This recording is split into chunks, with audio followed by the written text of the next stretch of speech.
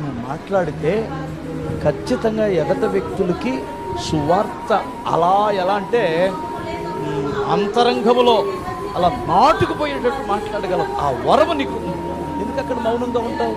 ఆ వరాన్ని వాడి ఆత్మను రక్షించాలి. స్తోత్రం చెప్పాలి.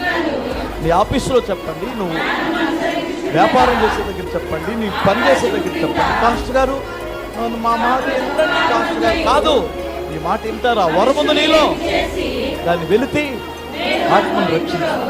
మీకు ఒక మాట చెబుతాను పాస్టర్ గారు, నేను అప్పుల్లో ఉన్నాను పాస్టర్ గారు, నేను కష్టాల్లో ఉన్నాను, నేను చెప్పను పాస్టర్ గారు, నన్ను పైకి ముఖేష్ అంబానీతో పాటు సమానంగా నిలబెట్టేస్తే ప్రభు కొరకు ఎక్కడ పడితే అక్కడ చెప్పేస్తాడు పాస్టర్ గారు. నయమాన్ ఇంట్లో ఉన్న పిల్ల ఏమన్నా ఆశీర్వాదం పొందిందా? వాళ్ళ అమ్మా నాన్న ఉన్నారా, పోయారా? ఉండొచ్చు.